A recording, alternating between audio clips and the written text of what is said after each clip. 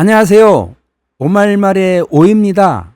오말말에서는 순전히 제 개인적인 생각을 말해보는 코너를 준비했습니다. 이름하여 오말말 코너입니다. 오늘은 그 5번째 시간인데요. 이번에는 개체란 무엇인가에 대한 개인말을 해보겠습니다. 우주에는 삼라만상이 있다라는 말이 있습니다. 그렇습니다.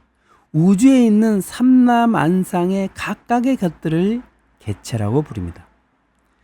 개체와 개체 사이에는 경계점이 존재합니다.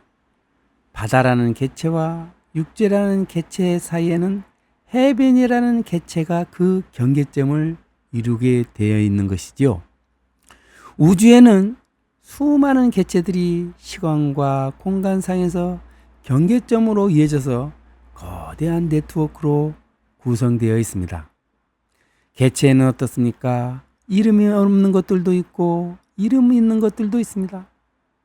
우리가 말할 때에는 이름이 있는 것들로만 이해하게 되죠. 이름 없는 것은 아니면 모르는 것은 그 개체를 대충 설명하면서 이야기하게 됩니다. 이름이 있다고 해도 우리가 그 이름을 모르는 경우가 참 많습니다. 어떻습니까? 산이나 들에서 만나는 풀이나 꽃들이 그 개체인데 자기도 그 개체들도 이름이 있는데 우리는 그 각각의 이름을 몰라서 어떻습니까? 그냥 어디에 많이 보이는 풀이라느니 노랗고 이쁜 꽃이라느니 하며 이 얘기를 하게 됩니다. 개체의 이름을 알아가는 것이 공부인 것입니다. 개체에는 물리적인 눈으로 보이는 물리적인 것과 개념적, 머릿속으로만 생각하는 개념적인 것들이 있습니다. 이 개념적인 개체들이란 것은 우리들의 의식 속에서 존재하는 정치라는 개념, 경제, 사랑, 행복 등과 같은 단어들을 말합니다. 인간이 말한다는 것은 물리적 개체와 개념적 개체들을 사용해서 육하 원칙에 따라 자신의 생각을 나타내는 것이라고 말할 수 있겠죠. 결국 상대방의 생각을 올바르게 이해하고 자신의 생각을 제대로 전달하기 위해서는 각각의 개체의 정의를 분명하게 알아야 할 것입니다. 모든 개체는 세 부분, 즉 개념, 형식, 내용 등으로 구성됩니다.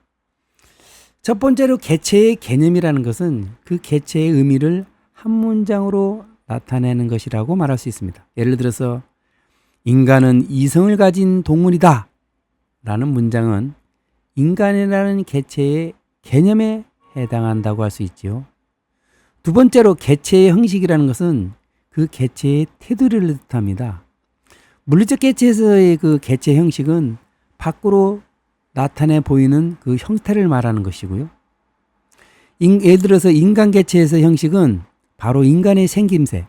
어떻습니까? 인간은 머리가 있고 몸통이 있고 두 팔과 두 다리가 있다 라는 표현이 인간 개체의 형식에 해당합니다. 개념적 개체에서 눈에 보이지 않는 개체의 형식은 그 개체를 구성하는 각 요소를 말하는 것입니다. 예를 들어서 정치 개체, 정치라는 개체에서 형식은 정치를 구성하는 요소로서 어떻습니까? 행정부, 입법부, 사법부, 국민, 언론 이러한 요소들로 이루어진다. 물론 다른 많은 요소도 있겠습니다만은 이와 같은 그 틀을 개념적 개체에서의 형식이라고 말할 수 있겠습니다. 세 번째로 개체의 내용은 그 개체의 구체적인 설명을 뜻합니다. 이와 같은 내용 설명에서는 개체의 구성 요소들에 관한 소개뿐만 아니라 각 구성 요소들 사이의 관계도 밝혀야 하는 것이지요. 책으로 예를 들어 설명해 보겠습니다. 개체의 개념은 책 제목에 해당하고요. 개체의 형식은 책 목차에 해당합니다. 그리고 개체의 내용은 각 목차에 따른 내용, 설명이 개체의 내용에 해당한다고 말할 수 있겠습니다. 사람은 죽을 때까지 공부를 해야 된다고 합니다. 공부를 한다는 것은 각각의 개체를 보다 깊고 넓게 이해하고 습득하는 것입니다. 자신이 알고 있는 개체의 수를 이렇게 넓혀가는 것이 공부라는 것이지요. 개체의 정의는 개념, 형식, 내용 등으로 이루어진다 라는 말만 기억하시면 좋겠습니다. 이번에는 개체란 무엇인가에 대한 개인말을 해보았습니다. 이상 오말말의 오였습니다. 안녕히 계세요. 오말말 구독 좋아요 부탁해요.